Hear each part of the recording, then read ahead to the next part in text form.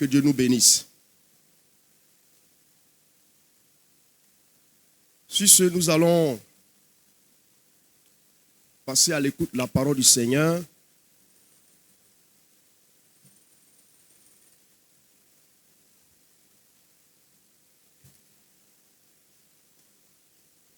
C'est des passages sur lesquels nous allons méditer. Et avant de poursuivre, je voudrais poser cette question à chacun de nous. Qui a vu Jésus?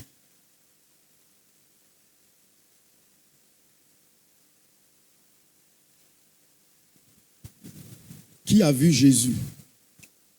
Qui a vu Jésus? Qui a vu Jésus ou qui voit Jésus?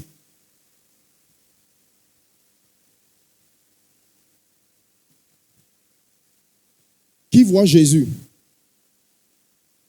Aucun de nous ne voit Jésus. Hein? Aucun de nous n'a vu Jésus. Comment? Tu vois Jésus? Elle dit, elle voit Jésus. Qui est d'accord avec elle? Je suis d'accord avec elle. Qui a vu Dieu?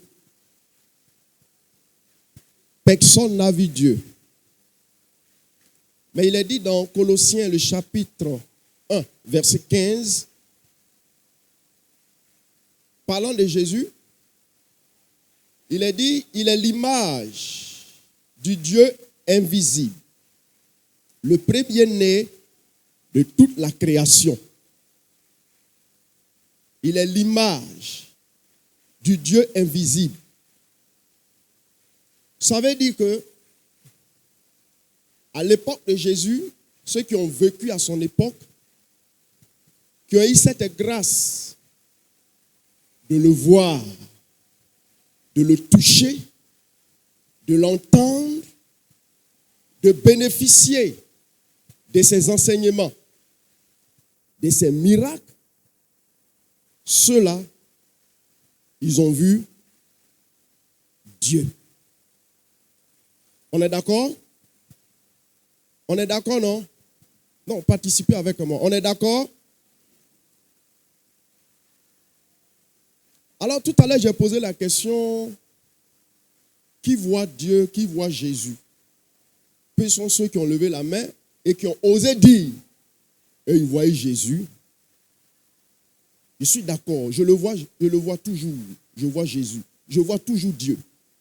Et pendant qu'ils sont en train de vous prêcher, je le vois. Je le vois à travers la création, à travers tout ce qui m'entoure.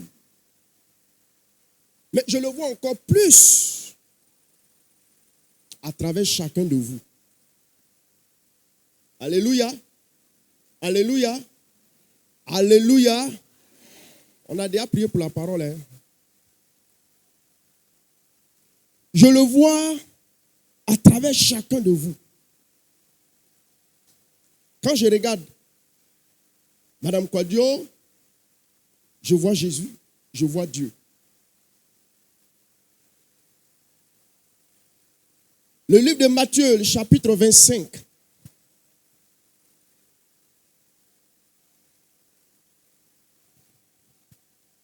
Matthieu, le chapitre 25, le verset 40 nous dit ceci. Et le roi leur répondra. Je vous le dis en vérité. Toutes les fois que vous avez fait ces choses à l'un de ces plus petits de mes frères, c'est à moi que vous l'avez fait. Et c'est Jésus qui parle. Lui de qui la Bible dit, il est l'image visible. Et j'ajoute du Dieu invisible. Quand il a pris la parole et qu'il s'adressait à ses contemporains, à ses apôtres, à ses disciples, il a énuméré un certain nombre de choses. Il dit, j'étais malade, vous m'avez rendu visite. J'étais en prison, vous êtes venu me voir. J'étais nu, vous m'avez vêtu. J'avais faim, vous m'avez donné à manger. J'avais soif, vous m'avez donné à boire. Alors, en leur temps, des personnes pouvaient se poser la question, mais où est-ce qu'on t'a vu malade, en prison, au point où on t'a visité, où on t'a apporté des vêtements pour te revêtir? Mais pour ne pas qu'il soit dans la confusion, il va poursuivre pour dire, toutes les fois que vous l'avez fait à l'un de ses plus petits, c'est à moi que vous l'avez fait. C'est pourquoi je dis, quand je vous vois, je vois Jésus, je vois Dieu. Alors, si Jésus lui-même, il dit le bienfait à un semblable, créé à l'image de Dieu comme nous faisons du bien à cet homme, c'est à Jésus que nous l'avons fait. Qu'en est-il alors du mal? Amen. Si Jésus dit, tu as donné un pantalon à un frère, tu as donné une camisole à une sœur parce qu'elle était dans le besoin, elle était malade, tu étais à ses cheveux, elle avait quelques difficultés, tu étais à ses côtés. Il dit ici, vous l'avez fait, c'est à lui que ce bien a été fait. Mais alors, qu'en est-il du mal alors?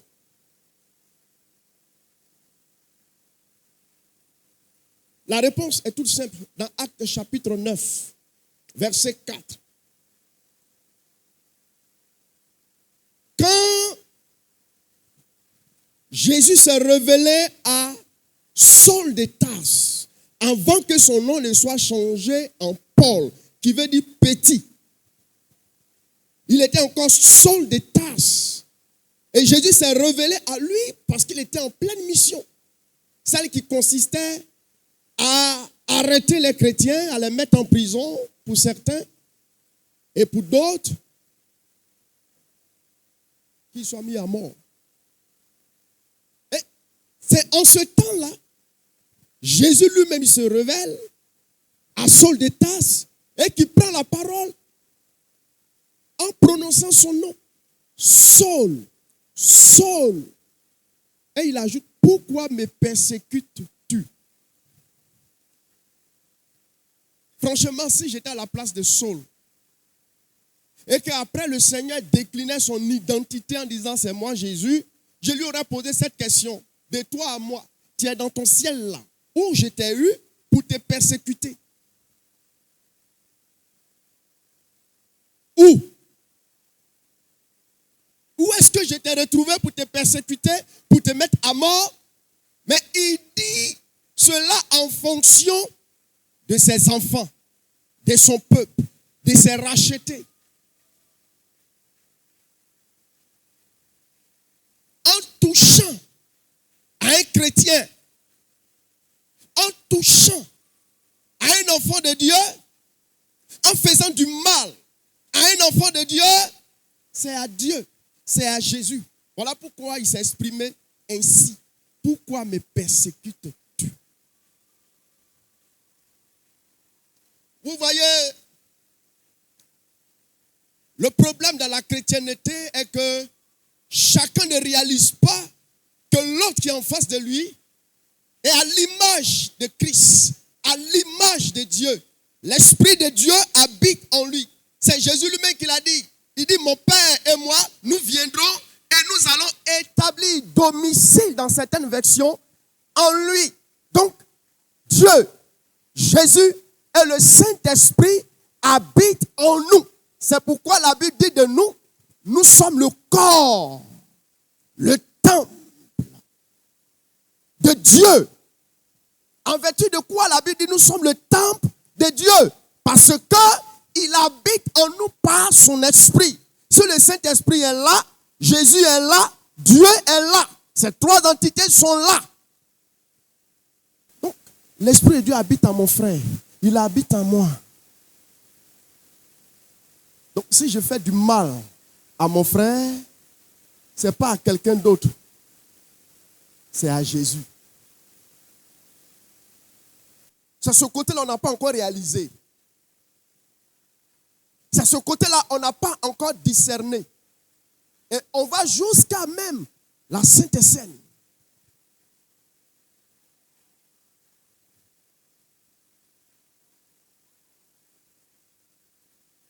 1 Corinthiens 12 va nous parler de cette vérité.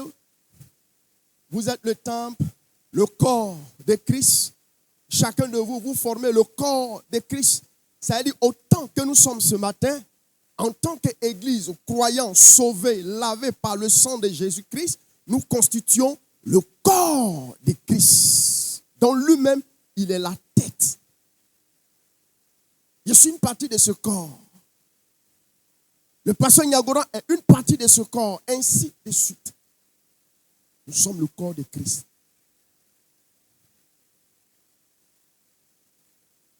Chers frères et sœurs, mon thème est simple. Vois Jésus. Il faut le voir. Dans tout ce que tu vas faire, dans tout ce que tu vas dire, il faut voir Jésus.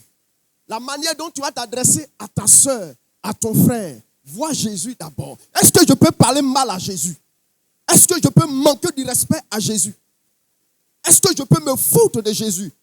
Si oui, et que je me fous de mon frère, de ma soeur, ça veut dire que je me fous de Jésus. Et c'est ça qui mine aujourd'hui nos églises. On ne réalise pas que l'autre là, Jésus habite en lui, il a l'esprit de Dieu, il a été créé à l'image. De la même manière, je suis corps de ce membre, il est corps de ce membre. Avant de parler, je dois réfléchir.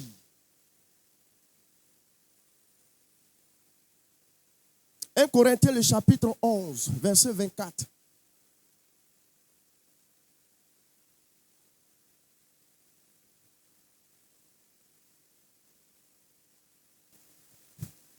Parlant de la Sainte Seine. Jésus a dit, il a pris le pain, il dit, ceci est mon corps. C'est pas ça? C'est ça, non? Et il a fait quoi? Il a rompu. C'est un pain, il a pris. Il a rompu, il a donné. L'autre aussi, il coupe, il donne, puis ça passe. Et avant que ça ne passe, il a dit, tenez, ceci est mon corps. Faites ceci en mémoire de moi. En fait, il était en train de leur dire que chacun de vous, vous faites partie de mon corps. Et ce qui symbolise ce corps qui va être livré à la croix pour vous, c'est ce que vous êtes. Chacun de vous. Vous partagez mon corps. Parce que vous êtes membre de ce corps. Et puis je méprise ma soeur. J'ai une haine qu'on ne peut pas décrire. Pour mon frère, pour ma soeur, qui est membre du corps. Et puis on vient se trouver à la Sainte Seine, à la table du Seigneur.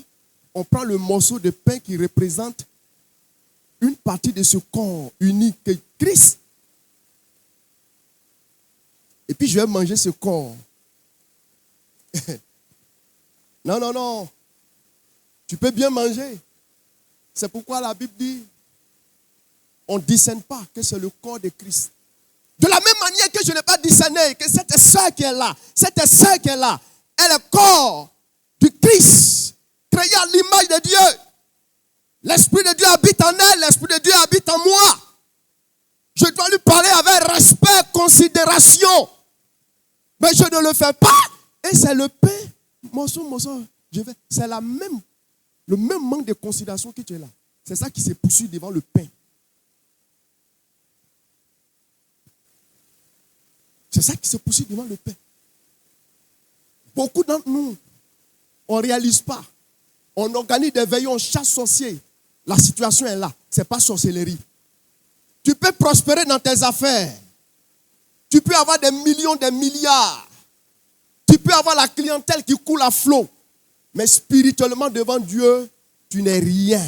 Parce que tu méprises celle qui est corps du Christ comme toi tu l'es.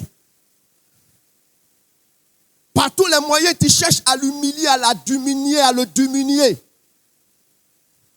Et puis tu vas te mettre à la table pour prendre le morceau de pain qui est le symbole du corps de Christ uni.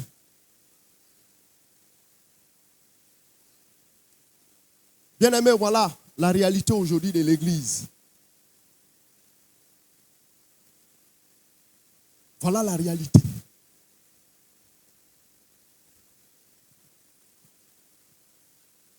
C'est pourquoi j'ai posé toutes ces questions. Est-ce qu'on voit Dieu?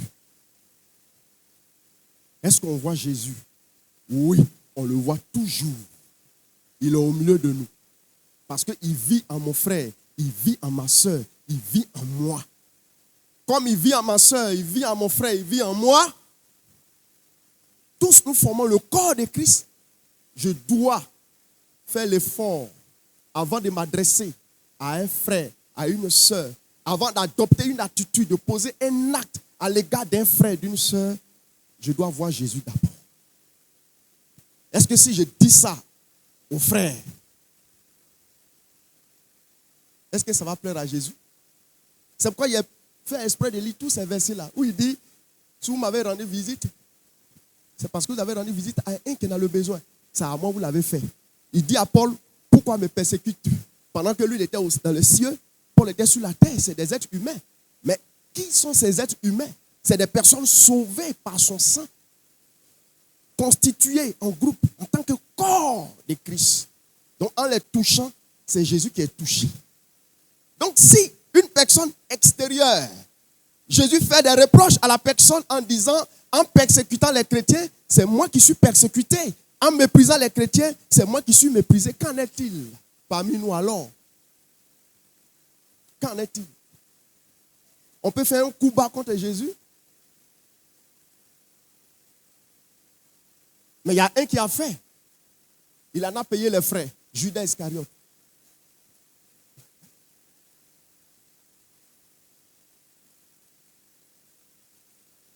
C'est pourquoi Galates, le verset de Galates me plaît beaucoup. Où il a dit, ne vous y trompez pas. On ne se moque pas de Dieu. Ce qu'un homme aura s'aimer, il le moissonnera. Ne vous y trompez pas. On ne se moque pas de Dieu.